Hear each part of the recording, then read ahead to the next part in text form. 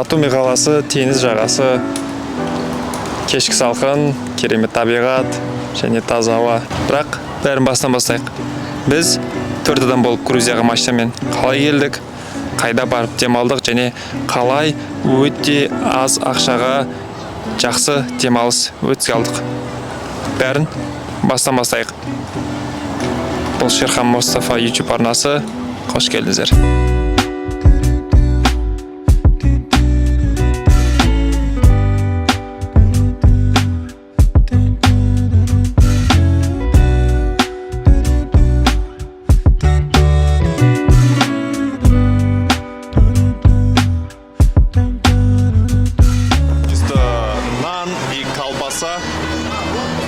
Жолдың бойында жеп алдық қазір. Завтрак болды былай шыққан кезде. Открываю двери без ключа. Оператормен машинаны түсіріп алды да бітті штраф жатыр. Налетели как саранча. Дрон ұшыру рәсімі. Әрбір Көкемін молодец. Раскидался как Джеки Чан. Батумидан шамамен 20. Мына жақтан тамақ істеңіздер болады. Виносы бар, пивасы бар, балы бар. Ғана жоғарғы Ларсты кесіп өттік. Ай. Потайной комната деймін, погребта, да тағы бір бөлме бар екен. 1880 жылы құрылады. Әсер жағдай жақсылау болып тұр ғой, бордақылау болып Бұл көшенің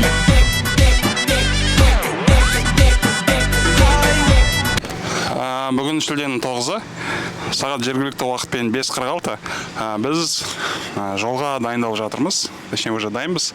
Наклейкасын жабыстырдық. Артқа тамақ, киімдерін бәрін орналастырдық. 4 жігіт құраммен кетіп бара жатырмыз. Алдияр, Шыңғыс, Шерхан, мен Әбілхайыр.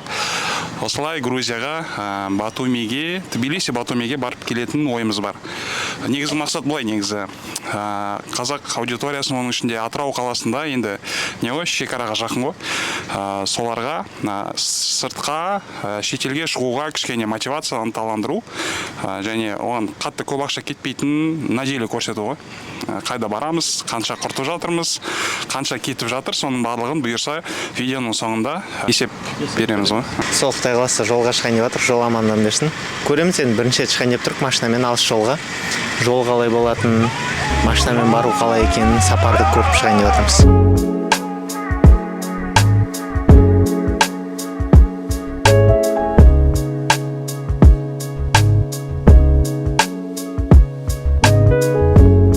Что там, Шаке? Қанша литр қойдық? 51 литр. Походу өзінде 8-9 литр болды. 60 литр дейді ғой бак. Қанша жүреміз көмен? Где-то 350 километрге жетіп қалу керек тайлас. Еще газ бар ғой. Осылайша біз Атырау тас жолы арқылы өзіміздің саяхатымызға жолға шықтық. Жолдың бойында көктем кезінде шум болған Атырауға келе жатқан судың қаланың ту сыртында әлі де жатқанын көрдік. Бірақ әдемі әсем бір көрініс екен.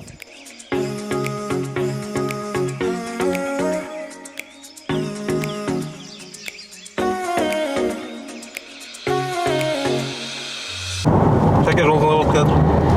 Жол тема міне обгонға шығып келе жатырық. Атыраудан шыға беріс нашар екен. Где-то 3,5-4 километрде. Жол кәдімгі нашар, бытшыт. Мост өткеннен кейін гаилар тұрады. Солар сәттілік тілейді екен, жолда тоқтатып, ескертіп бәрін. регионға қарай тоқтататын сияқты да. Мысалы 12 болдық қой. Соған тоқтатқан сияқты, басқа регионда тоқтатып, жолды ескертіп, 60-пен жүру керек деген сияқты. 200 километр, 220 километр 60-пен жүресің дейді. Мен 60 миль часпен келетім сол. 60 дедім. Заказ айтты. 60-пен деді, 60-пен келетім. Қазір міне Ресей шекарасының алдына келдік. Ары қарай енді по понятным причинам түсіруге болмайды ғой. Осы жерге дейін көрсетеміз. Қазір осы жерден машинамен өтеміз и дальше уже ары қарай Ресейде бізде интернет болмайды. Тек қана түнімен таңға дейін жүретін шығамыз и күндіз по возможности дронмен өткен жерлерді түсіруге тырысамыз. Ресейдің границасын өтейін деп жатырмыз и миграционная карта толтырып жатыр ана жақта Шыңғыс ағай. Просто бұндай толтырғам уже бұрын. Алдын ала толтырып қойса тезірек болатын сияқты. Соны алдын ала толтырып отырып жай отырмай. Қазір Шыңғыс ағай миграционный карта толтырып жатыр. Қанша адам бар, сонша толтырамыз. Цель поездки не үшін бара жатыр деген сияқты бару мақсаттарын бәрін толтырып, осыны қазір недегі шекарадағы қызметкерлерге беріп, ары қарай өтіп кетеміз. Түнімен бұйырса өтеміз деген ойымыз бар, план бар. Шаршасақ бір сағат ұйықтап аламыз ғой, ары қарай жолымызды, саяхатымызды жалғастыра береміз. Сіз дұрыстап айдасаңыз. Жол сондай ғой? Олар бар я. Айдауға болады. Кеттік. Так, таңғы сағат 3, Ресейде сағат 2 екен. Так, границаны 1,5 сағаттың ішінде өтіп біз. Ресей жаққа келген кезде андай вручную фамилия, имя, отчество деген заттарды бір қағазға толтыру керек екен, 2 копияда. Сол миграционная карта дейді, подсказывают нам эксперты. И сосын 1,5 сағатта өттік. Өшім қазір Құдай қаласа енді Астрахань жаққа жолға шықтық. Астрахань примерно бір 67-70 километр деп тұр. Сол келесі точкамыз Астрахань болайын деп тұр, Құдай қаласа. Ресей шекарасын өткеннен кейін, осындай Бузан өзенінің үстінде машинаның несі бар, көпір бар. Осы жерге әр машинаға бөлек енді өзінің несіне қарай, классына қарай, үлкен габаритына қарай бір ақша төлеу керек. Біздің машина 170 рубль осыған кетті. Енді қазір осы көпірдің үстімен өтіп, ары қарай неміз жалғастырамыз саяхатымызды. Темірден жасалған мост, короче. Содан өтіп баратырық. Видеода онша көрінбейді екен. Жаяу негізі адам ан жермен жүру керек қой, ан жерде. Адамдарға отведенный орын бар. Машиналарды очередьпен жүре ме екен, жалпы ана кісі ескертіп ме екен, аяқтан машина келетір деп. Надеюсь, так это все работает. Низко профильмен мына жерде тартылып өтеді екенсің. 800 шақырым жолды артқа тастап, түске жақын Шешенстан бізді осындай әсем, әдемі табиғатмен күтіп алды.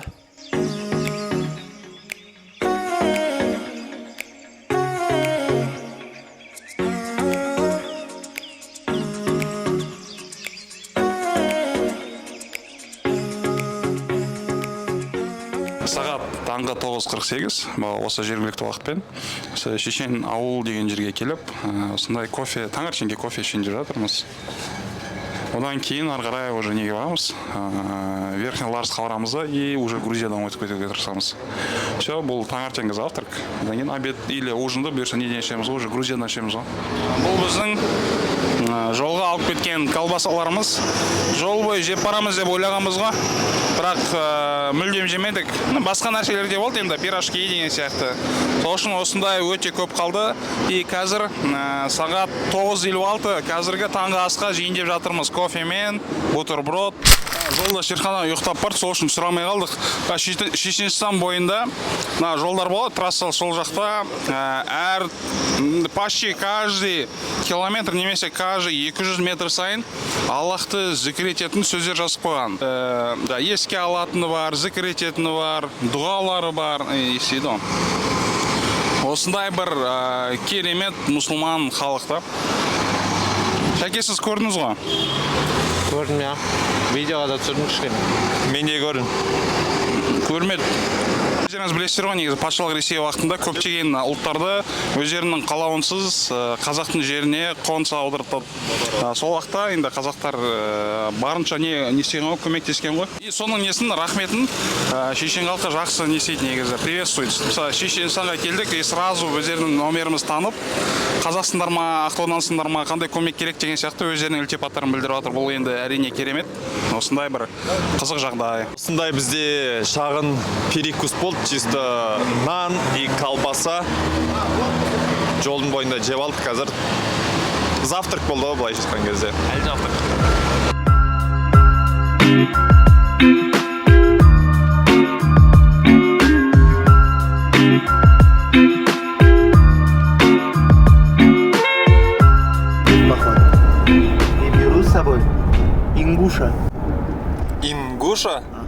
Нет, вы не едете в поход. Я иду в поход, и я беру с собой. Я иду в поход и беру с собой пистолет. Пистолет? Ага. Нет. Алматының алатауы маған айт Каспийда бір екілем ол маған айт Анашыма жақсын жіберемін маған айт Біз қазір Қытай қаласы Владикавказға кіріп келе жатырық. Бір 3-4 километр қалды. Газ толтырып, сосын дальше Верхний Ларс деген Грузия мен жаңа Владикавказдың шекарасына барайын деп жатырық. Сол жолда жуынып шайынып әжетханаға кіріп сондай жасайын деп жатырық. Міне как раз Владикавказдың знагы тұр, белгісі. Одан кейін мына жерде үлкен таулар басталып кетті. Грозныйды өткеннен кейін получается мына жақ уже не екен, таулы аймақ басталып кетіп жатыр. Яғни осы жақтағы мемлекеттер уже таудың ар жағында, таудың ортасында сондай болайын деп тұр. И Грузияға, скорее всего, біз жаңа Верхний Ларс дегеннің өзі мен видеоларда көргем. Не екен, жоғарғы биікте орналасқан екен. Таулардың ортасында, получается, қазір Қытай қаласы сол таулардың ортасымен Грузияға басып кетейін деп тұрық. Сол, на данный момент ситуация осындай. Жеңіл машинамен қарағандар қиналмай ма? Жолда абай болыңыздар деп қойдыңыз. Жолда абай болыңыздар, қазір серпантинный дорога сондайлар басталайын деп тұр ғой. До этого біз тегіс жолмен жүрдік, былайша айтқанда подъем нелер қатты высокий болған жоқ. Қандай сабақ алдым? Артта келе жатқан адамдарды ұйықтатпау керек екен таңертең. Бәрі солардың кесірінен.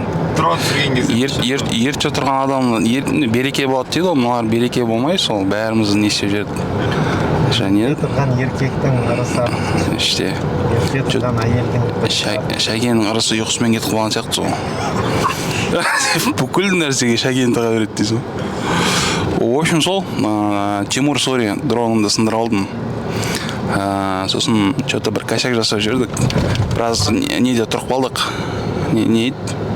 Бір блокта тұрып қалдық біраз. Владивосток қаласына жүріп барамыз. Негізі қалаға кірдік. Қазір газ толтырып алып, бұйырса жолға шығу керек.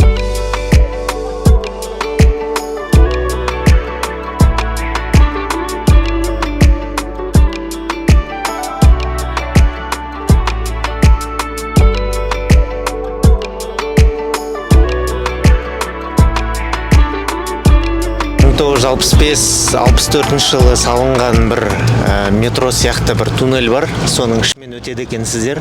Верхний Ларс Владикавказ жақтан кіргеннен кейін Грузия жаққа өту үшін получается осындай туннельмен өту керек екен. Жалпы біз Владикавказ жақтан Верхний Ларсқа кірген уақытымыз жарты сағатта шықтық қой, үшін кіріп паспортный контрольдан өттік. Енді Қытай қаласы грузинский жаққа өтейін деп бара жатырмыз. Үшін осындай туннель арқылы өтеді екен. Осындай грузовиктер тұрып қалған. Біз походу факетіп обгон жасап кетеміз, пока тот грузовик не подъехал.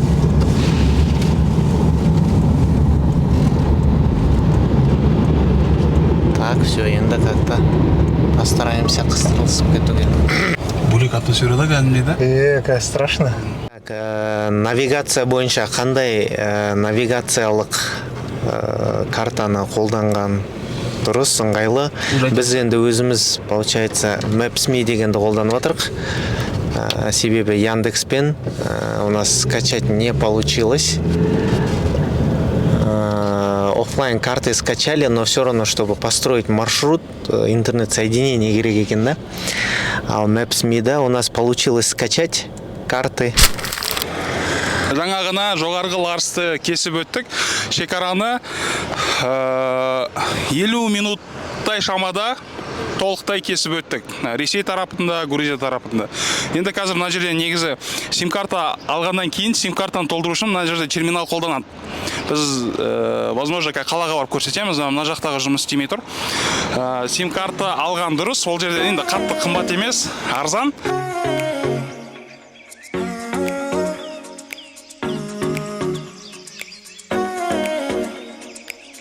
кешкі сағат 9:10-да біз Тбилиси қаласына келдік. Оның алдында енді бір сутка бойы Ресейде тоқтамай ауысып машинамен айдап келдік. Қазір Тбилиси қаласында Горсали болу керек көшесіндеміз. Осы жерде қалдық. Кешкісін матч қарадық, әйтеуір жатып ұйықтап қалыппыз, тас бойы ұйықтап қалыппыз, шаршап. Ондарда тұрдық, одан кейін таңғы асымызды ішіп алдық. Енді қазір Тбилиси қаласының шығысында орналасқан бір-екі тарихи жерлерге барып, сол жерді таныстырамыз.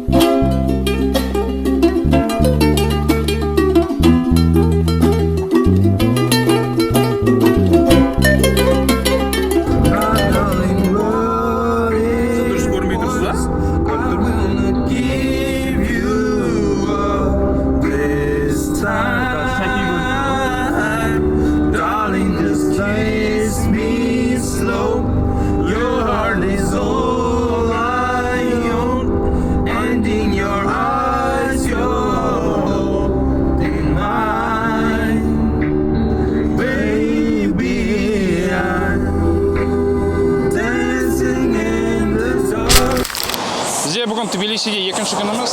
Кеше Тбилиси кешке қарай келдік, қосаны бір күнде есептеп кеттік. Қазір екінші күні обедте осы екінші күн турына шығып кеттік. Қазір Манави деген елді мекенге баратырмыз. Осындай әдемілікті көріп қалдық. Қарашы таудың жағасында етегінде орналасқан елді мекендер, соны дронмен ұшырып сіздерге көрсетеміз.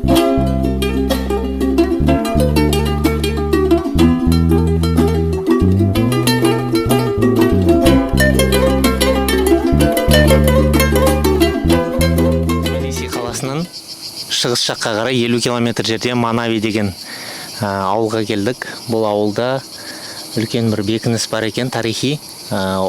Шамамен 10-11 ғасырда салынған екен.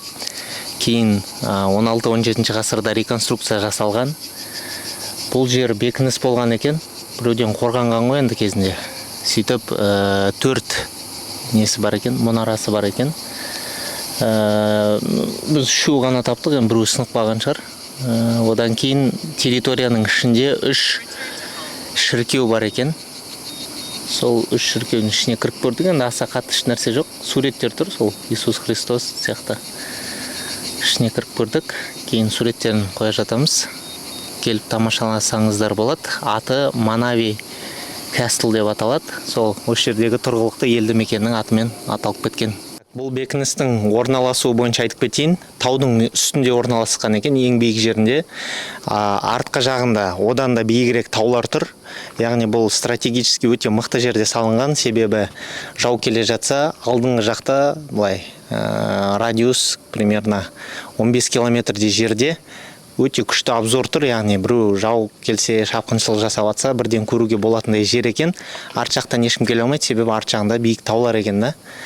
Осындай бір күшті жерде салынған бекініс екен. Бағанағы айтқан шіркеулеріміз осы. Кіші шіркеу бар, үлкен шіркеу бар, және Святой Джордж дейді аталатын шіркеу бар екен.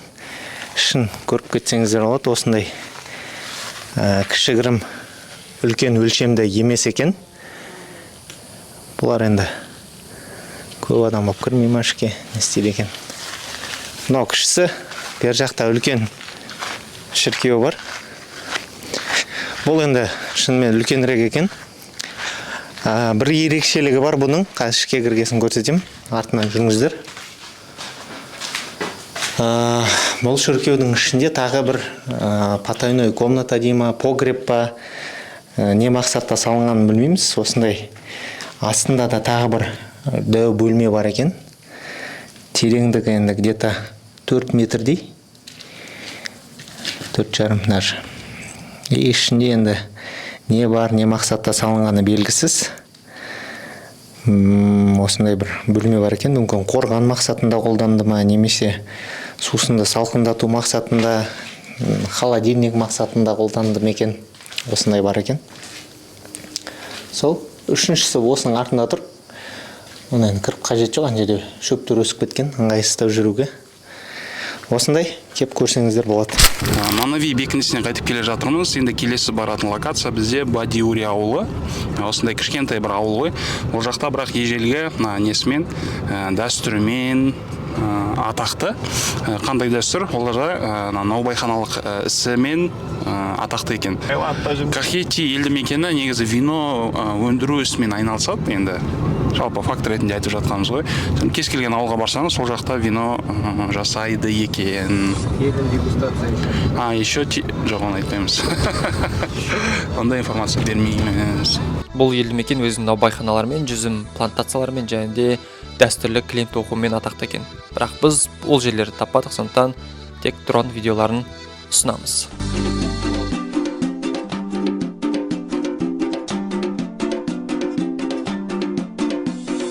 Alstapoti chamokonda alviski chamonatali adeknapotomi abe sakwarishe monatali tanina nina o tanina nina o tanina nina o tanina nina o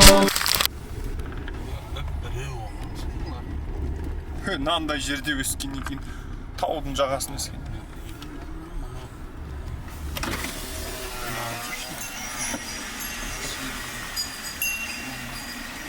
Тасыр жағдай жақсылау болып тұр ғой, бордақылау болып кішкене. Анау деген кейін жат ет деп осылай айтылған ғой. Жосқы да?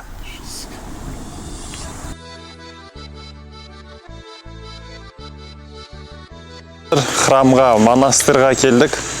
Мына жақ өте керемет табиғаты. Солай ма? Алдик. Тема ғой. Тема ма?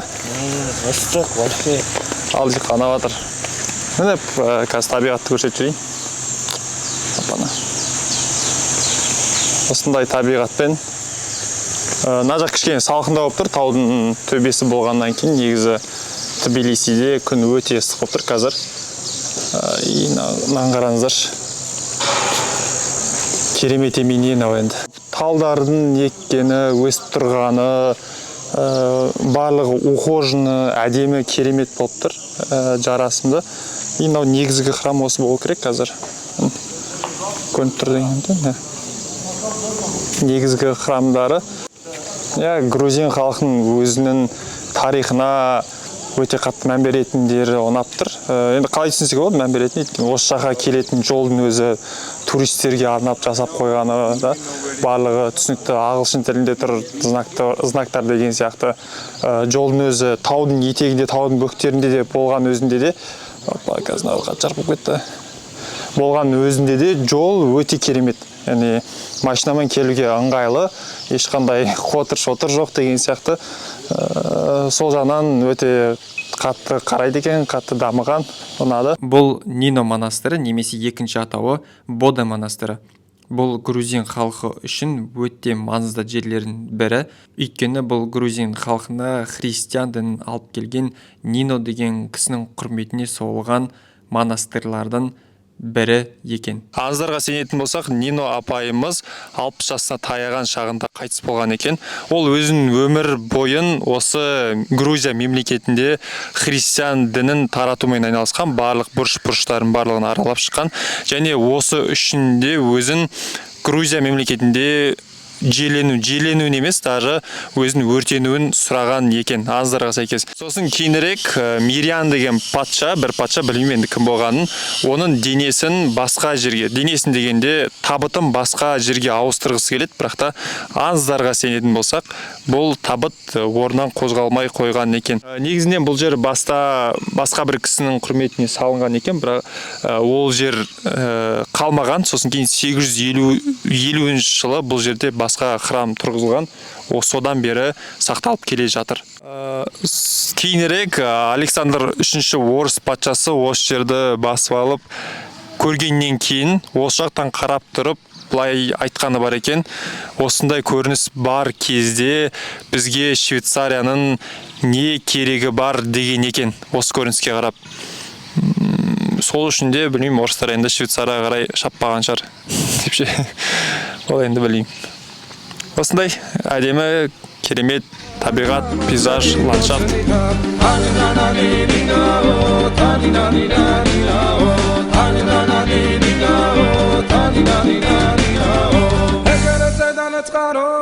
ნალიჯის ყველიდან მოდის კოკომე დადალამაზი ხარ თავი სულია მოდის ულოდედან კედნები ჩემ ჯიბონის დედნები ლამაზებს მომდები ნახავ ერებოს ავიდი დავდნები Қазір біз әулие Нино храмынан кейінгі кезекті локацияға келдік. Бұл Сигнаги елді мекенінде орналасқан қамал. Бұл қамалды деректерге сүйенсек, Эрекл деген патша осындай бір әдемілікті, осындай бір керемет табиғатты жауларынан қорғап қалу үшін салған екен.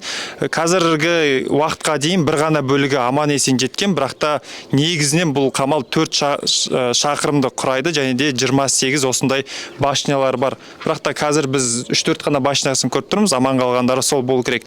Және тағы бір қызықты дерек, Сигнаги деген сөз түрік тілінен енген, сығанақ деген сөзден енген екен. Яғни бұл сығанақ деген сөз пана деген мағынаны білдіреді, сығанақ. Және біздің Қазақстанда білесіздер, сығанақ деген жер бар. Яғни Сигнагиге біздің сығанақны екеуде аттас елді мекендер. Яғни паналайтын жер деп осы жерді соққан екен 18 ғасырда. Ой, бай-ай! Осындай олқылықтар болып тұрады ара-сыра, анда-санда. Қазір қырға шығып баратырық. Сондықтан да кішкене камера дұрыс тұрмай тұр. Так, біз Тбилисидің шығысындағы елді мекендерге саяхатымыз, бір күндік саяхатымыз аяқталды. Сағат қазір 8:37 жатыр. Примерно 1 сағаттай жүрдік. Негізінде Тбилисидан сол шығысына қарай жол 2 сағат уақыт алады. Қайтып келе жатырмыз, жаңбыр сіркіреп тұр кішігірім. Күн бірден өзгеріп кетті негізінден. Бағана күн шақырайып, өте ыстық болып тұрған секілді. Қазір уже жаңбыр жауып жатқан жайы бар. Енді қазір бізде кішігірім quick question болады. Бүгінгі саяхат туралы. Сонымен Әбілқайыр ағай, бүгінгі поездка қалай болды сіз үшін? Мен үшін өте жақсы болды. Біраз Гүржістан елінің тарихымен кішкене де болса танысып қалдық. Ерте заман ғой еще. Одан кейін жалпы әртүрлі плантацияларды көрдік. Жүзім, жаңағы нет, күнбағыс деген сияқты соларды бір көріп шықтық. Мен үшін керемет болды, өзім үшін ұнайды.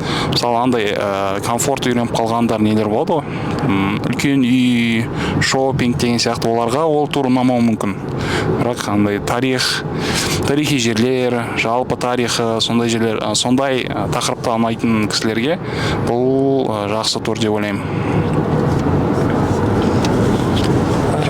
Келесі сұрақ бізде Шыңғыс ағайға бағытталады. Ерғанат Бөкейдің несі арады, 50 сұрақ деген машинаның ішінде отырып қоятын ше. Менде 50 сұрақ емес, 2-ақ сұрақ емес. Шәке ұйықтап қалған ба? Я, Шәке, я.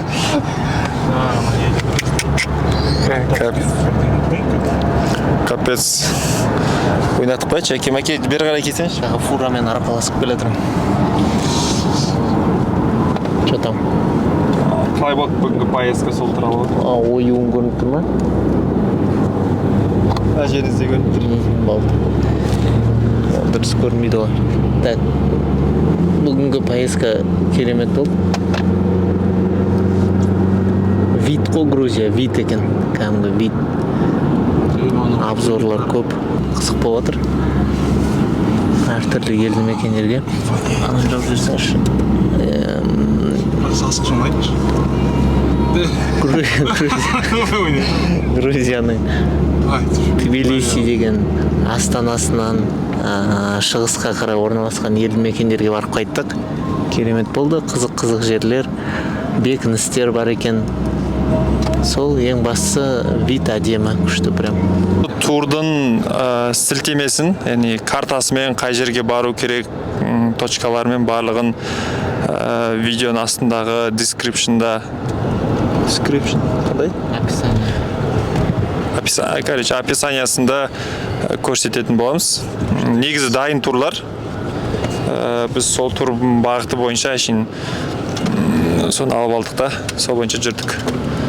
Сол дайын турдың сілтемесін енгізіп қоятын боламыз. Енгіземіз. Бізде қазақ тілі олимпиадасына қатысқан Әбілқайыр Қанен біздің кешкі шай бағдарламасында қонақта.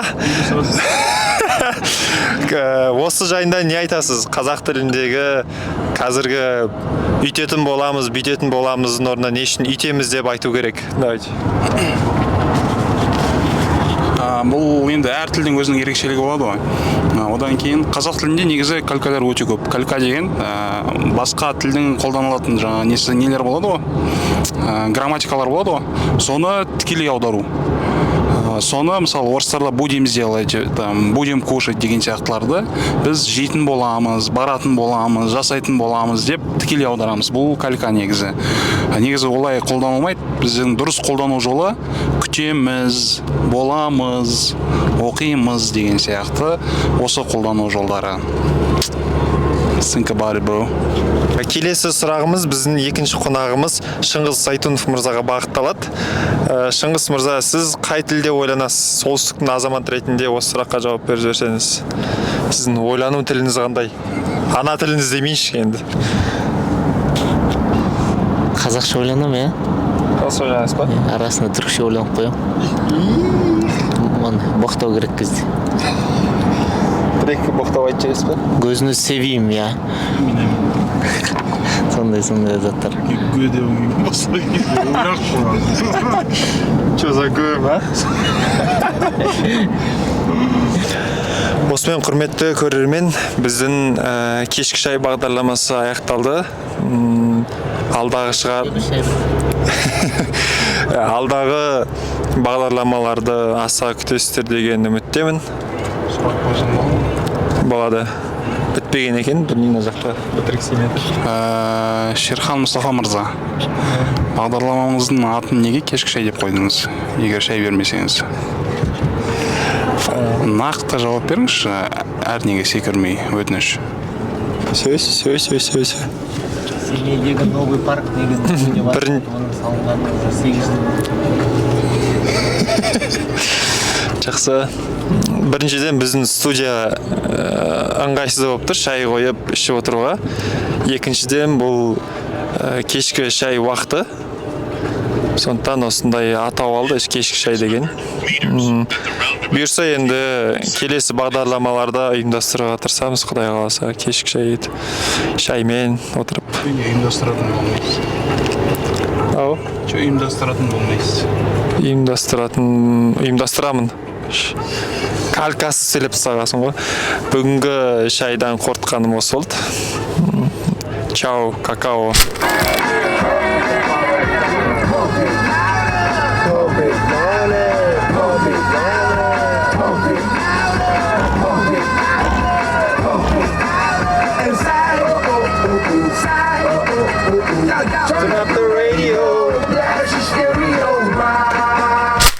Бізге таңғы сайындап жатыр. Қанай бұл қандай таңғыз? Қандай ес? Бұл түрік тағамы. Мен. Получается, қандай бір жуа тура болады. Одан кейін болгар бұрышы. Одан кейін былай қызанақты тура аламыз. Долькамен. Одан кейін бірінші жуа қуырамыз. Одан кейін мұнан бұрышты қуырып аламыз. Нормально болды. Кішкене жібігеннен кейін помидор саламыз, қызанақ. Одан кейін помидор біраз не істеу керек, анда нет. Бүлік кетіп отыру керек. Сол кезде мына нені қосамыз. Жұмыртқаны қосамыз. Bir жұмыс істеңіз екші. Hep ben çalışıyorum burada. Eşek gibi çalışıyorum. Gece gündüzüm belli değil ya.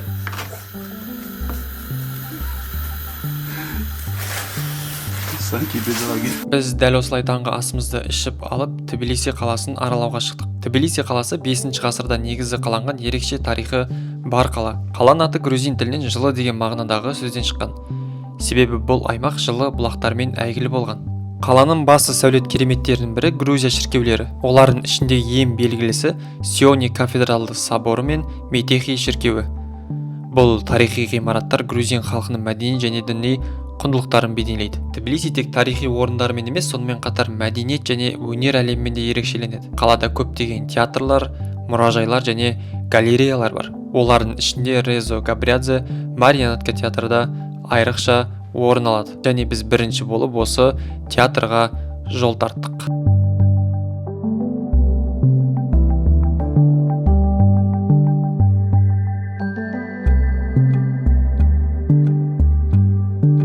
Бұл театрда атақты грузин драматургы, кинорежиссер, суретші және жазушы Резо Габриадзе 1981 жылы негізін қалаған екен. Және дәл осы Резо Габриадзе Грузия мемлекетінің танымал және де құрмет тұтатын тұлғаларының бірі екен. Біз театрдың ішіне кіріп көрмедік, бірақ та мына бір қасында тұрған сағатты 2010 жылы негізін қалаған екен Резо Габриадзенің өзі. Бұл сағаттың ерекшелігі әрбір сағат сайын, мысалға сағат 11-де, 12-де осындай бір алтын періште шығып, колокольчиктерді ұрып қайттан кіріп кетеді. Және де күніге 2 уақытта сағат 12:00 және 19:00-де сахналық қойылымдар қойылады екен. Және сағаттың астында жердің салмағы көрсетілген және Габриадзенің девизі жазылып тұр. Қазір мына жерде бір ескерткішті көріп отырсыздар. Бұл жерде екі нәрсені көруге болады. Бірінші, жалпы Грузияда алкогольді өте жақсы көреді, алкоголь, вино деген сияқты. Өздері соны өндіреді, әлемге солай танымал. Екінші, бұл Грузияда, жалпы Тбилисиде өте ескі қала. Мысалы, көріп тұрған ескерткіштеріңіз қазіргі осы біздің заманымыздың 7-ші немесе 8-ші ғасырларға тән ескерткіш. Сол жылдары салынған. Қолымдағы мына ішіп отырған бокал енді түсінікті ғой, ішімдік ішіп жатыр да. Енді жалпы мына ескерткішті тамаданың құрметіне соққан екен. Яғни сол уақытта, қазіргі уақытта мысалы той тамадасыз өтпейді ғой, тамада бүкіл тойды көтереді, бүкіл жиынды көтереді деген сияқты. Сол кезде де тамадалар халықтың арасында өте бір құрметке ие болған екен. Осындай бір көрініс. Дәл қазір біз Тбилисидің ең атақты көшелердің бірі Шардени көшесіндеміз. Бұл көшенің ерекшелігі, көшенің атауы француз өкілі Жан Шарданның құрметіне қойылған екен. Жан Шардан кім болған? Ол 17-ші ғасырда француз отбасына дүниеге келген және олардың отбасы протестанттар болған. Сол кездегі адамдар католик болғандықтан бұл отбасы Жан Шардан өзі де католиктермен келіспейді, сосын кейін өз-өзін табу үшін ел кезіп, жер кезіп кетеді екен. Сөйтіп жүріп осы Грузиядан бірақ шығады, және де Тбилисиға келіп, Тбилиси қаласын өте қатты жақсы көріп қалады. Содан кейін осы Тбилиси қаласының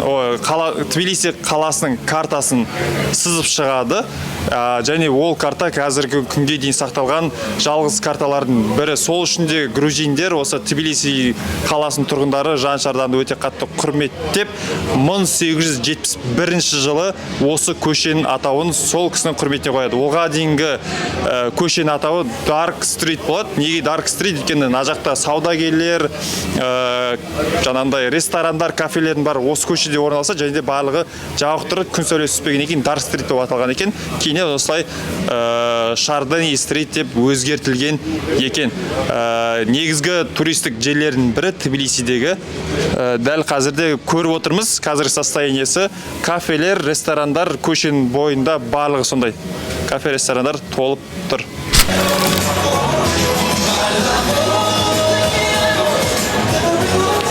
Мына Мерседес негізі мына жерде тоқтап тұр бағанадан бері. Бұл жерде тоқтауға болмайды екен, парковка запрещена. Сөйтіп бір әйел адам келді, формасы андай жасыл жилетка киіп алған, и паркинг Тбилиси деген бір бәле бар. Паркинг Тбилиси деген бір жазуы бар екен, еще видеорегистратор бар, біздің полиция сияқты, нагрудной. И сол видеорегистратормен машинаны түсіріп алды да, бітті штраф жазып жіберді, короче. Оказывается, енді сондай жұмыскерлер бар екен, жаяу жүреді, нагрудной несі бар, камерасымен, и машиналарды осылай түсіреді, мысалы, парковка жасауға болмайтын жерде тоқтаған болса, бірден штраф жазып жібереді екен. Ну, штраф түсінген бойынша электронды түрде толтырылады тез. ана адамның келісімісіз ана эвакуатор келіп алып кетеді ғой, сол сияқты екен да. Міне қазір көшелерінде әлі жүріп келе жатырмыз.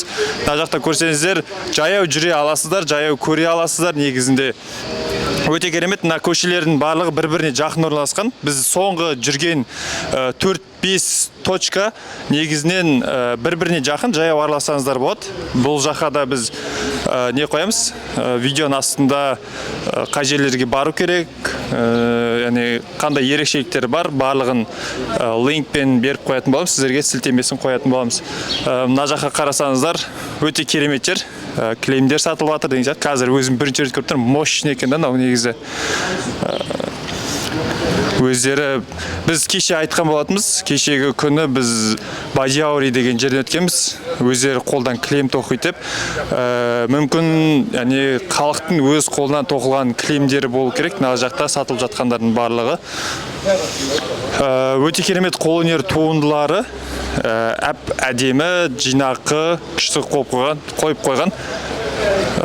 Қарасан көзін тоярлықтай. Біз дәл қазір келесі бір локацияға келдік. Бұл жерде банялардың орталығы бар десек болады. Яғни неше түрлі банялар бар. Бұл банялар негізінде мұсылмандық дәуірінен осы жақта сақталып қалған. Баняларға қарасаңыздар, менің арт жағымда баня тұр. Осы баняның өзінде мұсылмандықтың бейнесі, мұсылмандықтың сәулет өнерін байқасаңыздар болады. Бұл баняның дәл артында сіздер осы Тбилиси қаласындағы жалғыз мешіт көре аласыздар. Бұл мешіттің тарихы 1723-1735 жылдары Осман империясы кезеңінде салынған екен. Яғни тарих қойнауларына кірсек, бұл жаққа көп халықтар, көп мемлекеттер таласқан. Осман империясы, Монғолдар, Орыстардың империясы деген сияқты талас тартыс түскен. Неге? Өйткені Грузия мемлекеті кезінен бері мына жағы Каспий, мына жағы Қара теңізді байланыстырып отыратын мемлекет. Сондықтан экономикалық тұрғыдан өте маңызды жерлер. Сондықтан да бұл Тбилисида біз христиан дінінде, мұсылман дінінде бір ескерткіштерін, сәулет өнерлерін байқай аламыз. Енді мешітке келетін болсақ, бұл жерде негізінде екі мешіт болған, біреусі көк мешіт және біреусі осы жұма мешіті. Жұма мешіті бұл сунниттерге арналған, ал көк мешіт болса шииттерге арналған болған. Одан кейін көк мешіт талай соғыстарды көргеннен кейін қиратылған, жоқ болып кеткен. Содан кейін шииттерге де, сунниттерге де осы мешітте намаз оқуға рұқсат етілген, бірақ ол кездерде перде болған десе де арасында бөліп тұратын, ал қазір ешқандай да перде жоқ. Сунниттер де, шииттер де осы мешітке келіп құлшылықтарын қыла берсе болады. Ал енді қазір мешіттің ішін жақыннан барып көрейік.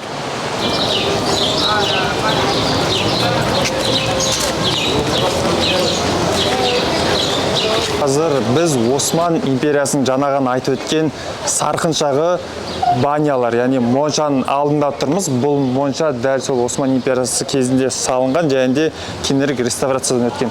Бұл баняға байланысты бір қызықты дерек.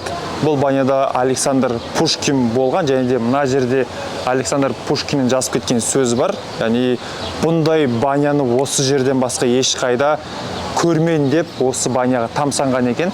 Және сондай бір кішігірім қызықты дерек бар бұл баня туралы. Ал мына бір жол болса, дәл моншаның қасынан өтеді, және де Тбилиси қаласындағы мешітке, жұма деп аталатын мешітке қарай алып барады. Осы баспалдақ арқылы көтерілсеңіздер, мешіттен бір-ақ шығасыздар.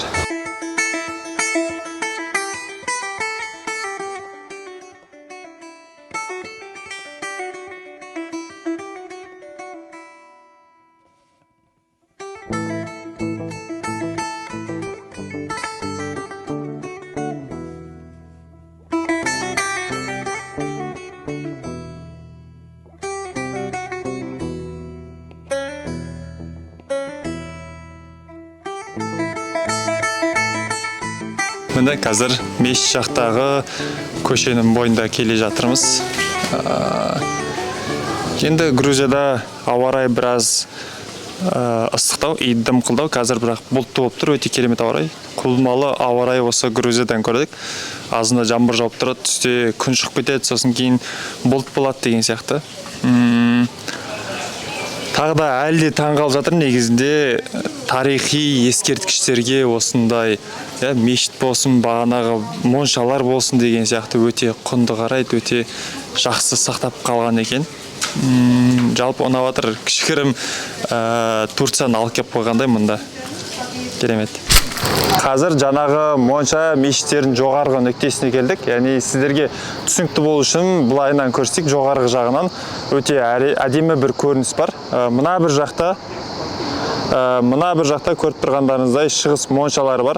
Мына бір жақтарда, одан кейін мына жерде жаңағы айтып өткен бір мұнаралы мешіт бар. Осман империясы кезінде солған, және де мына бір жерде тағы бір монша. Яғни барлығы осы монша мешіттердің барлығы бір жерде жаяу аралап шықсаңыздар болады. Және біз қазір басқа бір қамалға келе жатырмыз, жоғары қарай көтерілудеміз. Қазір лестницамен көтеріліп келе жатырмыз, мына жақ қарай шығамыз. Оны бөлек шыққанда айтатын боламыз. Міне дәл сол қамалдың төбесі Көктөбеден Алматы қалай көрінсе, Тбилисиде осы қамалдан дәл солай, яғни алақандағыдай көрінеді. Және бұл қамалдың қасында Тбилисидегі үлкен мүсін орналасқан, Грузияның анасы деп аталады. Бұл монумент грузин халқының символы болып табылады. Мүсін 1958 жылы Тбилисидің 1500 жылдығына орай Салалаки төбесінде орнатылған. Ол ұлттық киім киген әйел бейнесінде жасалған. Әйелдің бір қолында елін қорғауға дайын екенін білдіретін қылыш, ал екінші қолында болса қонақжайлықтың белгісі ретінде шарап кесесі бар. Тбилиси тарих пен заманауилық, шығыс пен батыс мәдениеттері тоғысқан қала. Егер сіз керемет саяхат жасап, жаңа мәдениетпен танысуды қаласаңыз, Тбилиси сіздің жолыңызды күтіп тұр. Қалаға келіп, грузин қонақжайлығын өз көзіңізбен көріңіз.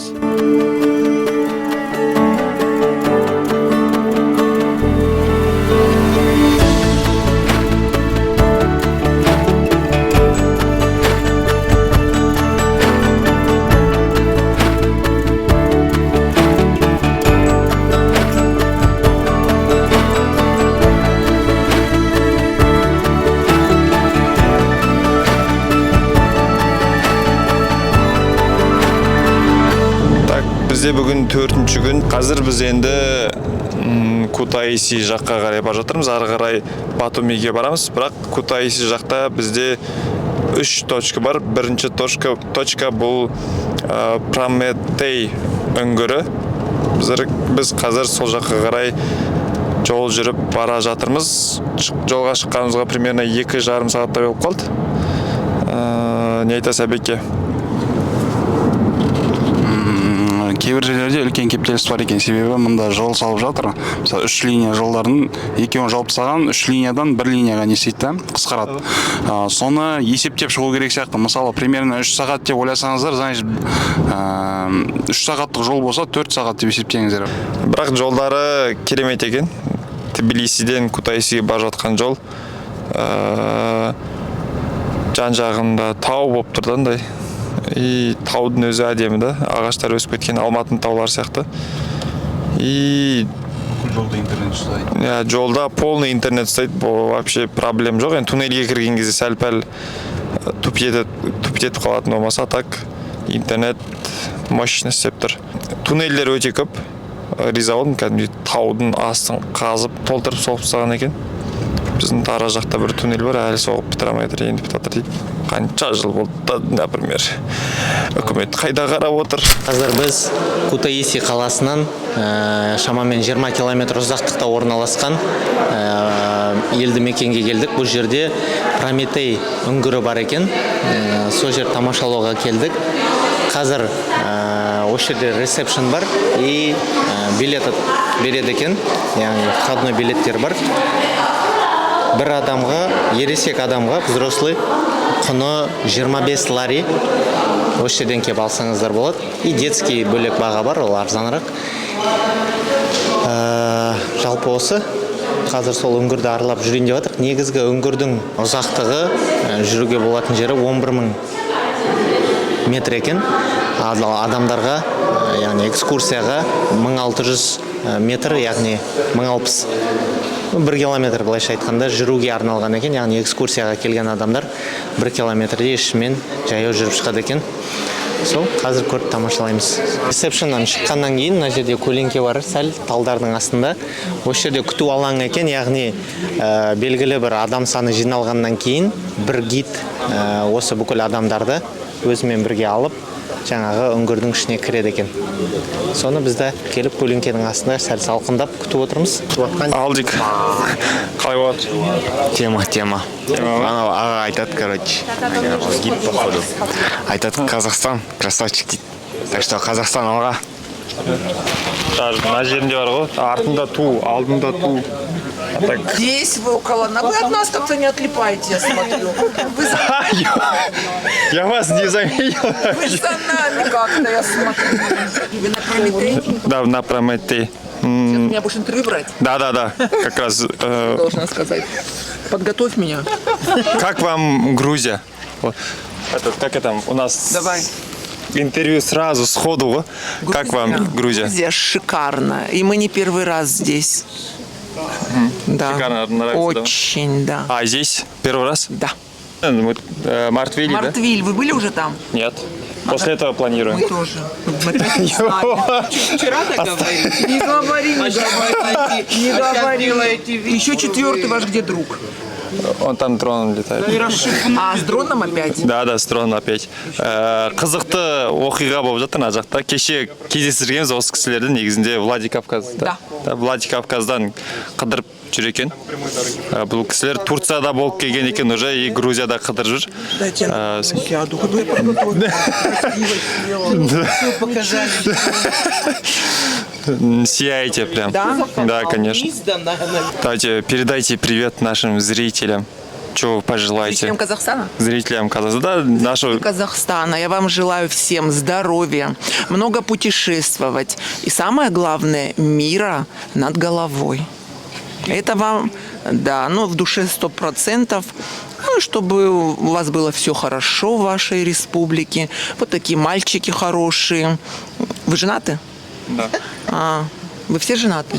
Ну вот, чтобы у мальчиков были хорошие жены. Всего наилучшего, значит. Вот, все. Бұл кісіден бір үлгі аларлық жеріміз бар. Бұл кісі өз машинасымен жүріп, қыдырып жүре береді екен. 4 кісі болып, 4 әйел кісі болып. И Турцияда болып келген екен. Я говорю то, что мы должны брать пример от вас, конечно, вы сами. Вот. Вы сказали, что мы на машине. Да. Вы были в Турции-то. Давайте сами. Да. Значит, мы выезжаем из... Мы из Северной Осетии выезжаем из города Владикавказ через Грузию в Турцию. Объездили всю Турцию. Начиная с Трабзона, заканчивая Бодрумом. Все города объездили. Дальше у нас будет Казахстан. Ждите нас. Алмата, да? Алмата, ждите. Да, иншаллах, пирса. Ремонтируйте дороги. Точно. Дороги надо, чтобы я не приехала на драндулете обратно. Нынче запчасти дорогие. Как называется вот это когда не достанешь запчасти? Что? Санкции. Санкции? Конечно, у нас санкции. Запрет за границей теперь. Найти-то? Конечно. Казахстан, мы вас любим. Я рождена в Туркмении, кстати. Туркмении? Да. Вот такая вот встреча у нас. Әпшемізден интервью алып болғаннан кейін осындай баспалдақ арқылы Прометей үңгіріне төменге түстік. Дәл қазір Прометей үңгірінің ішінде жүрміз. Осындай бір аяқ жол бар. Үңгірінің ішін қарасаңыздар болады, мына осындай бір үңгір. Бір аяқ жолмен осылай қазір үңгірдің екінші бір басына бар жатырмыз. Іші өте қазір салқын, кәдімгідей жаурауға болады футболкамен жүрген кезде. И ылғалдылық сезіледі. Мына жақта енді өте әдемі сұлулық, Аллахтың жаратқаны. Енді бұны біреу үңгімеген, біреу қазбаған, осындай бір жаратылысқа тәнті болмай қайтесің. Мына жер енді мүлдем басқаша, мүлде өте керемет әдемі екен. Аузыңды ашып қойып, қарап қойып кете берсең болады, негізінде өте керемет жер. Мұнан енді биіктігін қазір сіздерге нақты айта алмаймын. Бірақ та енді қазір мына жердің биіктігі өте қатты биік. Шам бір 10 метр шығып қалатын секілді. Қазір Hall of Love деген жерге келдік. Яғни махаббат холы. И жаңа сіздерге айтқан музыка міне ойнап тұр уже. Қараңыздаршы, просто қандай әдемілік, музыкамен үйлесімділік. Сөйлемей қоятайын, сіздер просто тыңдаңыздар.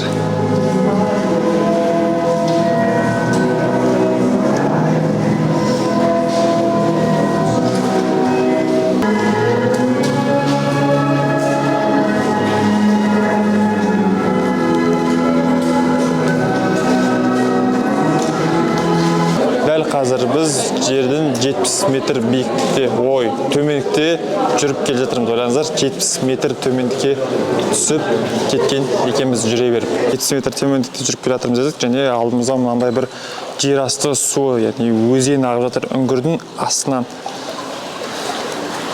Енді қай жерден өтетін, мына бір жерден өтіп жатыр екен, ары қарай қайда кететіні белгісіз. Осылай барып бұлақ болып жердің бетінен шығар бәлкім.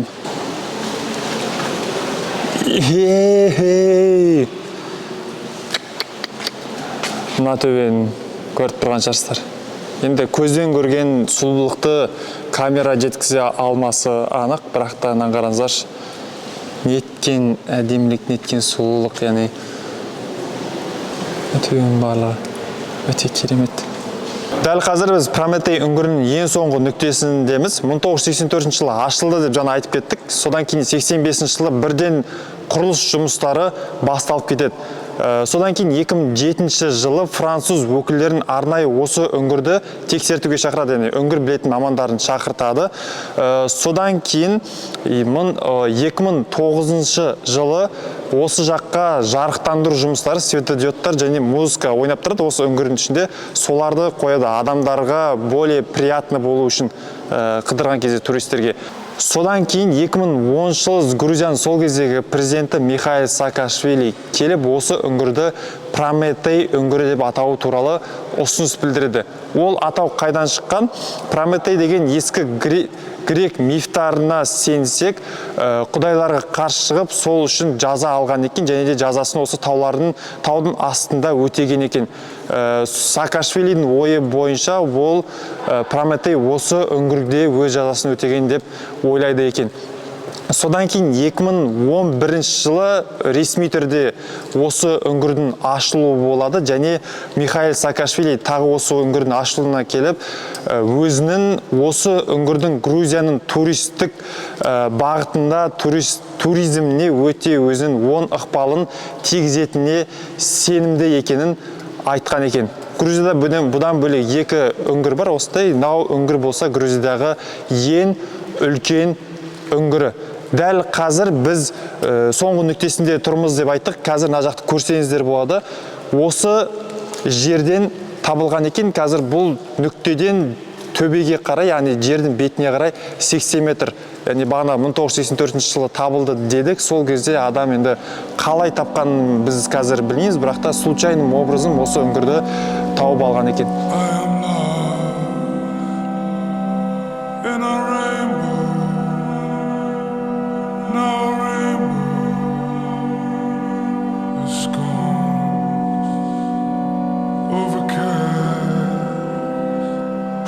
Шыға берсінде осындай бағанағы өзен жалғасы болса керек, осындай бір өзенді көрсеңіздер болады. Өзен ағып жатыр, кәдімгідей сарқырап ағып жатыр. Мен ауылымда бүйтіп өзен ақпайтын жер қазір. Мынау үңгірдің қазір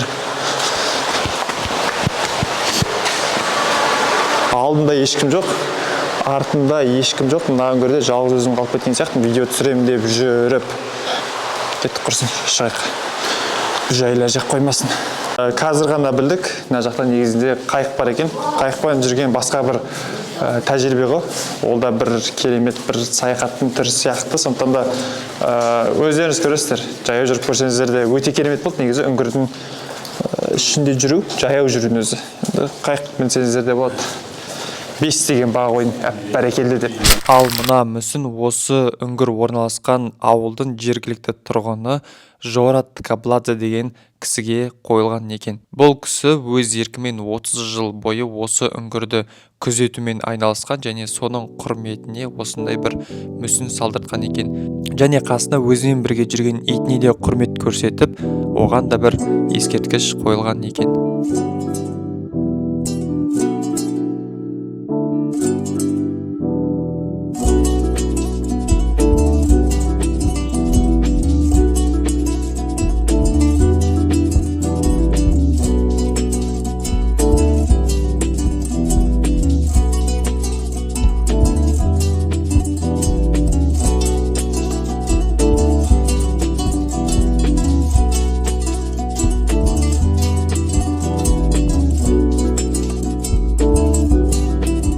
Жол жақсы оқыпты, асфальт салсыпты.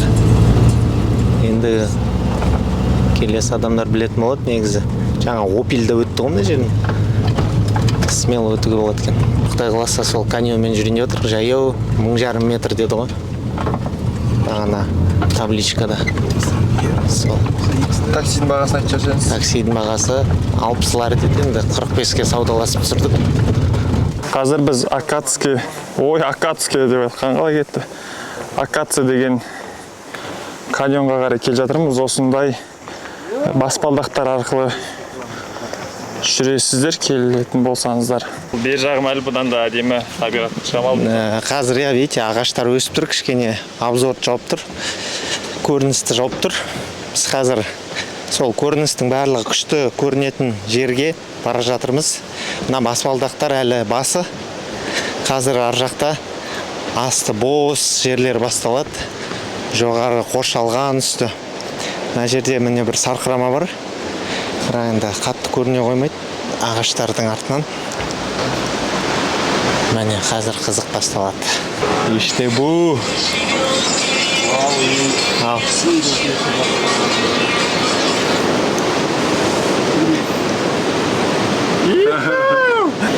Қалай?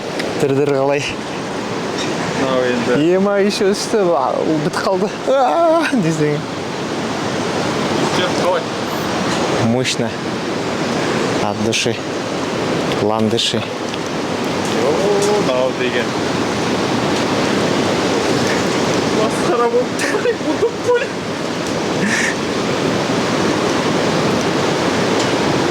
Енді сұмдық осындай көрініс шығады алдарыңызға. Міне біздің тұрған жеріміз осындай. И мына жақтан мындай бір керемет итжадалдарымыз. Осындай жалпы. Йо-майо, мынау деген. Не болды мынау? И бізде қазір дрон ұшыру рәсімі. Әрбір нүктеге келген кезде осылай дрон ұшырамыз.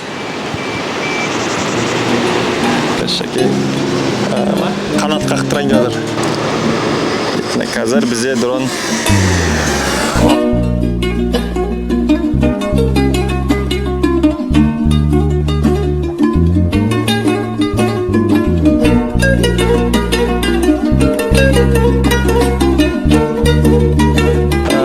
Көпірдің үстінен жүріп келе жатырмын. И бара-бара бойымды қорқыныш билеп жатыр. Бектен қорқатын адамдар үшін әрине бір экстрим, адреналин бөлінетіні анық. Жолдың бір бөлігі осындай екен.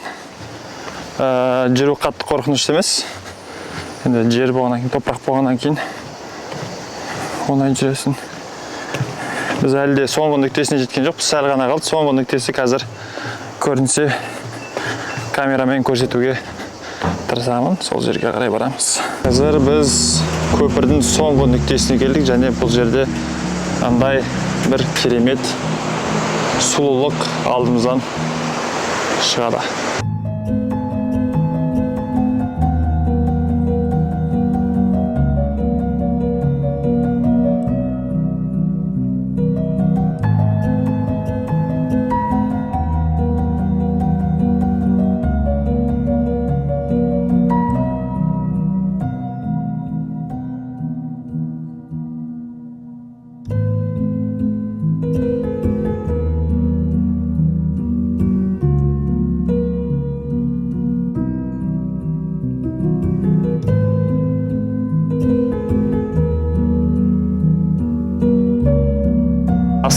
барған жоқпыз. Бірақ асты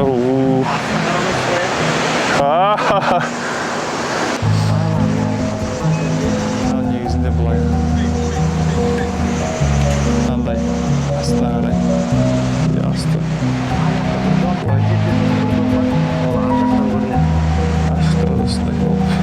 Біз Мартвили каньонына келдік. Бүгінгі күніміздің соңғы локациясы. Бұл жерде қазір қайықпен экскурсия жасаймыз. Бұл жерге кіру құны бір адамға 20 лари және қайықпен экскурсия алу тағы да 20 лари, сонда бір адамға 40 лари болып тұр. Егер лодочный экскурсия алатын болсаңыздар. Егер алмайтын болсаңыздар, тек $20 кіріп, мына жердегі сарқыраманы көруге болады. Сосын бер жаққа каньонға жоғарымен и то до конца емес барып көруге болады. Егер лодкамен экскурсия керек емес десеңіздер. Жүр, Алдияр. Көкем молодец. Ғариф ола көке. Көке. Сек көкеге тапсырдық. Бүкіл тағыларымыз. Аздап ұрттабағандары бар көкем. Hello. Кезінде осындай су қатты терең емес. Көргендеріңіздей міне. Кейбір жерлер бар тереңде, бірақ негізі астамнан су терең емес. Асты көріп тұр, күшті су, іші салқын, әдемі, осындай бір ғажап көрініс бар. Екі ағамыз бізді тасып келатыр енді, бұлар да негізінде туристер. Мартвили каньоны табиғаттың таңғажайып туындысы. Осы жерге келіп өзен бойымен қайықта серуенде аласыз. Жасыл жапырақтар арасындағы салқындық, мөлдір су ағысы және каньонның биік жартастары барлығы да ертегідей көрінеді. Табиғаттың шексіз сұлулығы мен тыныштығын сезінген сәттерді сөзбен жеткізу мүмкін емес.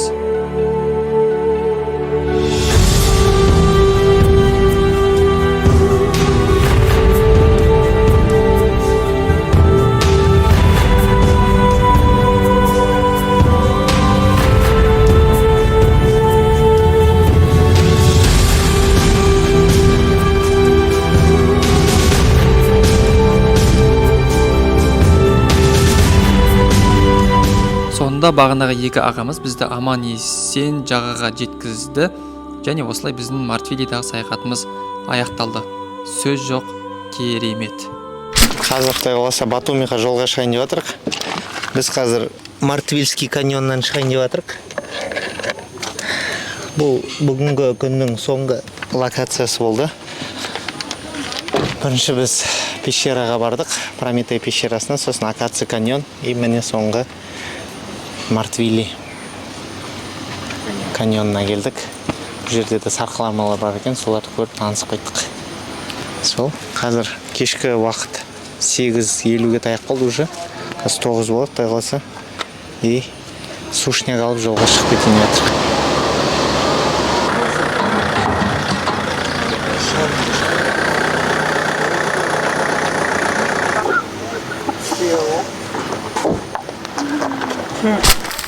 Кешкі салқынмен Кутаиси қаласынан жолға шығып, түн ауа Батуми қаласына жеттік және азанымен Батуми қаласын аралауға шықтық.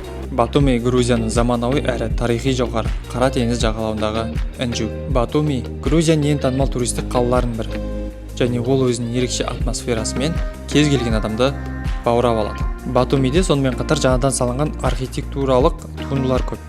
Бұл жерде Батуми мұнарасы мен Алфавит мұнарасы сияқты заманауи ғимараттар теңіз жағалауында ерекше орын алады. Қалада түрлі мейрамханалар, кафе және ойын-сауық орындары бар. Сондықтан кез келген талғамға сай демалыс табуға болады.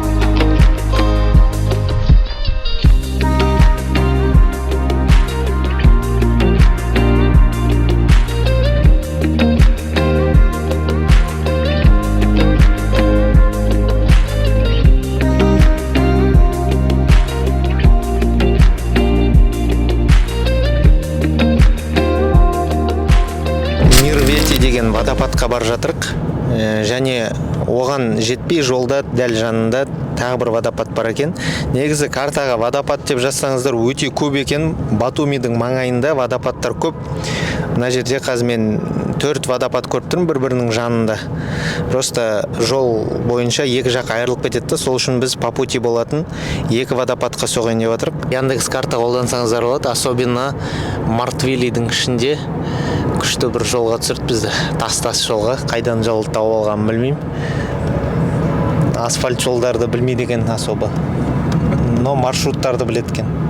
Батумидан шамамен 23 километр жерде орналасқан Сарқырамаға бар жатырық. Оның аты Мирветти.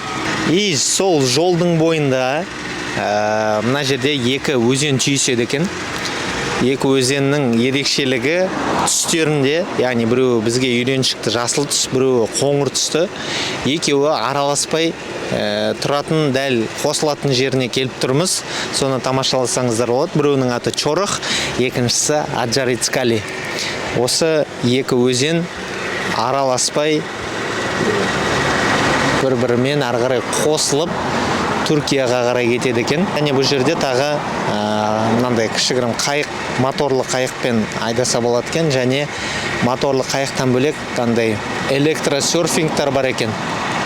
Серфингтің де бір моторы бар екен. Ана жерде бір адам как раз айдап жатыр, көрсеңіздер болады. Қайықтың бағасын айтты, жаңа моторлы қайық 200 лари екен. Бізге қымбаттау болғаннан кейін біз мінбейміз деп шештік. Негізі саудаласып сүруге де болатын сияқты бағасын, бірақ біз енді ондай экстрим қажет емес. Біз қазір неге барып, Мирветти Сарқырамасына барып, ары қарай өздеріміздің жоспарымыз бойынша Қара теңізге барып түссек пе деген ойдамыз. Себебі қазір мына бұлттарды жел кішкене айдап кетеді, одан кейін шамалы күн шығады деген жоспармен кешке барып Қара теңізге түскіміз келіп отыр. Сол жалпы бүгінгі жоспарымыз осындай.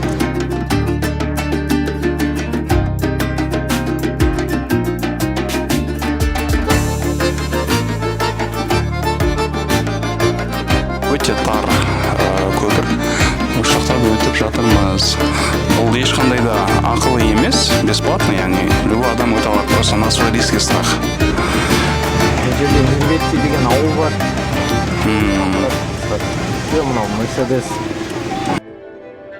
Мирветти Сарқырамасына бару үшін дәл осындай таңғажайып көрініспен бір ғана көлік сиятын көпір арқылы өту керек болды. Қандай сезім болды, сөзбен айтып жеткізу мүмкін емес. Одан да видео сөйлесін.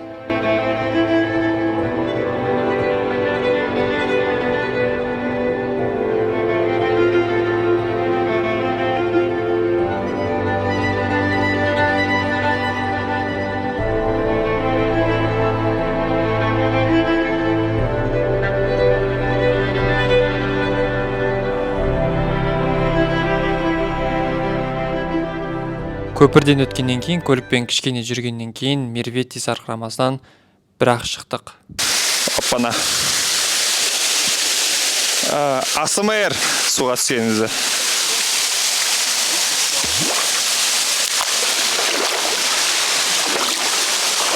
Негіз күшті келсеңіздер болады. Жақсы екен. Ұнады. 10-нан 8 қойдым. Керемет жер, жаңа айтқанымдай. Жол келер жол да керемет, өзі де керемет, жақсы. Ұнады, келіп көрсеңіздер болады. Қатты да алыс емес. Батумида енді шығар жерде пробка көп болуы мүмкін, атак негізі қаладан қатты алыс емес, келіп көрсеңіздер болады.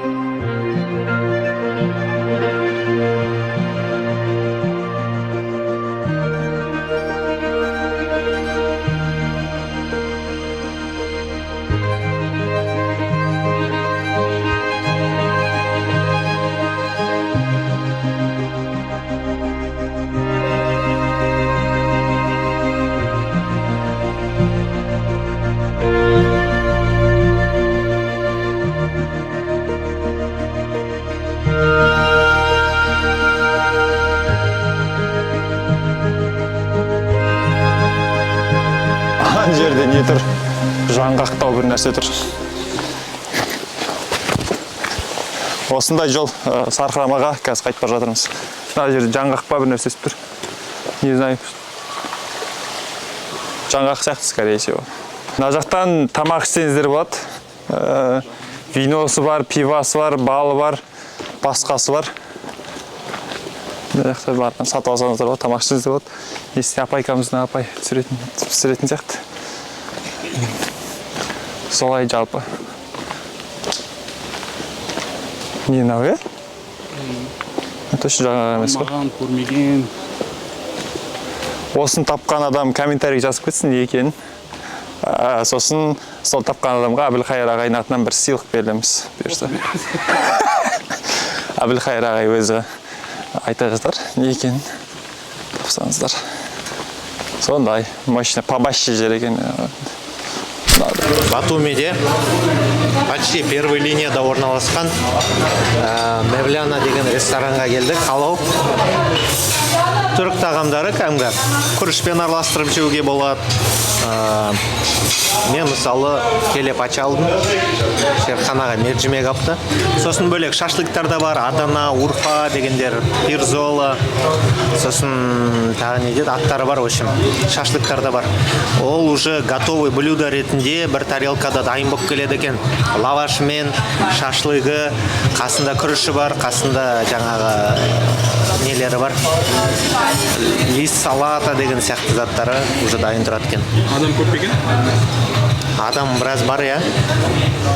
Ана официант біздің шай заказ бергенімізді еске түсіріп, барып шай жасайын деп жатыр. Қазір біз Батумидің ботаникалық бағына келіп, таңғы ас ішейін деп жатырмыз. Бұл ботаникалық бақ Батумидің шетінде орналасқан негізі. Сол жерге келіп отырмыз. Шетінде дегеніміз, яғни қаланың где-то шыға берісінде, плюс Қара теңіздің дәл жағалауында орналасқан екен. Осындай бір тамаша көріністі таңдап, өзіміздің таңғы асымызды ішуге келіп отырмыз. Ботаникалық баққа кіру үшін бір адамға входной билет 20 лари. Взрослый билет. Одан кейін егер ішінде электроавтобустар бар, кішігірім, жаңағы гольф ойнайтын жерде айдап жүреді ғой, сондайлар. Оған отыру үшін тоже адам басына 10 лари екен.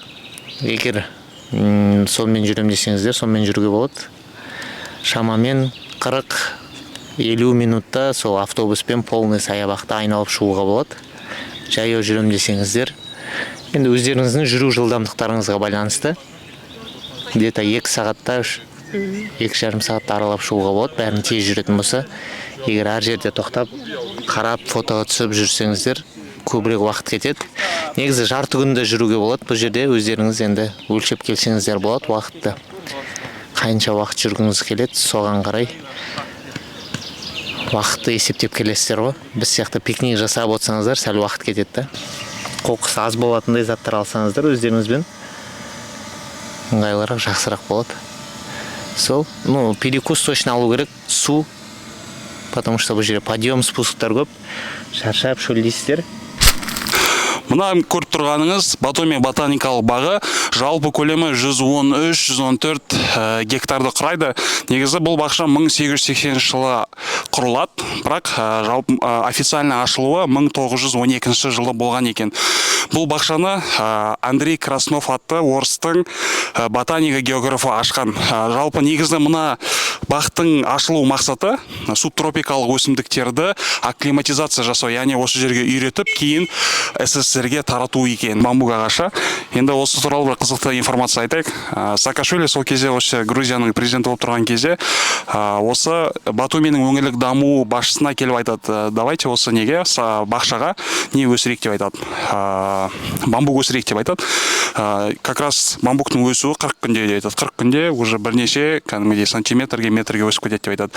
Сол кезде сол өңірлік даму басшысы ботаникалық бақтың басшысына келіп арнайы келіп сұрайды, шынымен бамбук 40 күнде өсе ме? Я деп айтады. Сол кезде кім таңырқап қалады да?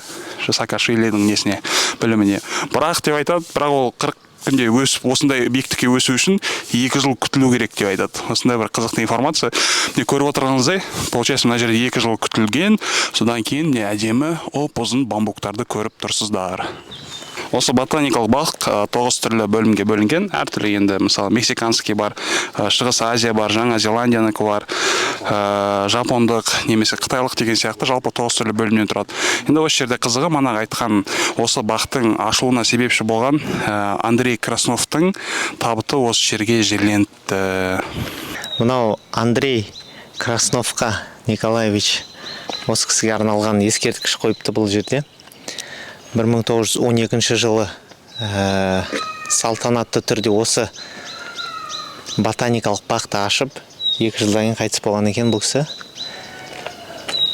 Осы жақта енді реттеумен айналысқан ботаникалық баққа әр мемлекеттен, әртүрлі елдерден, континенттерден өсімдіктерді осы жаққа алдыртумен айналысқан екен. Яғни қазіргі келіп көріп тамашалаған саябақтарыңыз осы жердегі бау-бақшадағы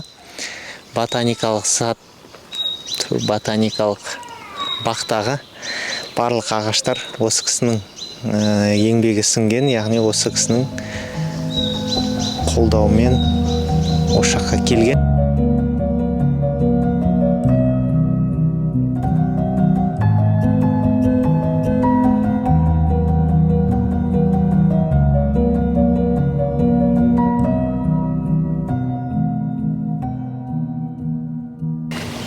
You are hearing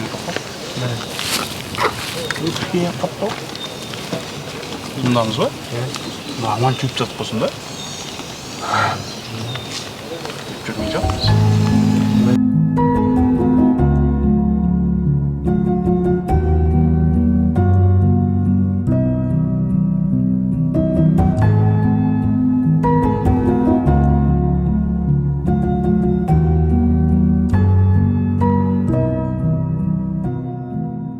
Қай сұрақ қызықтырып жатыр?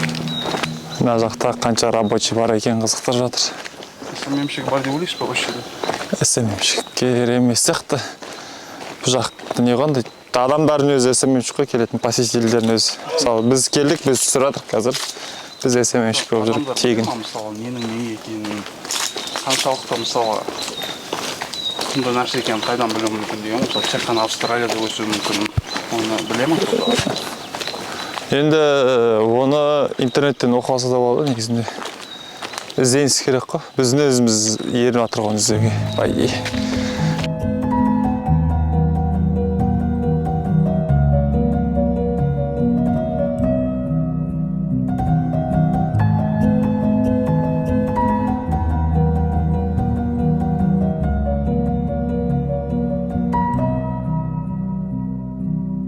Біз қазір Мексикадан алып келінген ағаштардың бөліміне келдік. Яғни бұл жерде көріп тұрған ағаштарыңыз Мексикадан алып келіп, арнайы осы жерде отырғызылған екен. Жалпы енді бағанада айтып кеткендей, ағаштардың көпшілігін акклиматизация жасап, осы жерде өсіріп, өндіріп, кейін Ресейге де алып кету мүмкіншілігі болатындай етіп, осы жаққа ағаштарды алдыртқан жағдай бар екен. Дәл осылай біздің ботаникалық баққа сапарымыз Қара теңіздің жағалауында соңына келді. Жағалауға жақын орналасқан бұл бақ нағыз табиғат әлеміне жол ашады. Мұнда әлемнің түкпір-түкпірінен әкелінген өсімдік түрлері керемет үйлесім тапқан. Ал теңізге қарайтын жартастардан ашылатын көрініс шынымен керемет. Шексіз Қара теңіздің аясында табиғаттың байлығы ерекше сезіледі.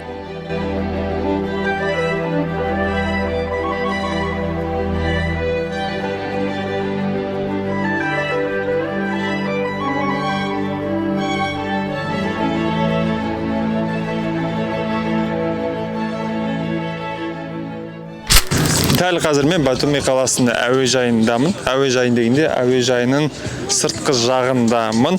Жалғыз өзім жүрмін. Неге? Өйткені қасымдағы жолсеріктерім машинамен кетіп қалды. Ал мен болсам осы жақта 2 күнге қалдым дополнительно, чтобы самолетпен Кутайси арқылы Шымкентке қайту үшін. Енді мына жерде не үшін жүрмін деген сұрақ пайда болуы мүмкін. Бұл жақта Батуми қаласының тағы бір ерекшелігі күшті жер, яғни плейн спортинға келсеңіздер болады. яғни мына жақта жақын жерде самолет ұшып өтеді, тура бастарыңыздан, яғни тура анау шарбақтап тұр, соның артында әуежайдың линиясы бар, самолетке арналған.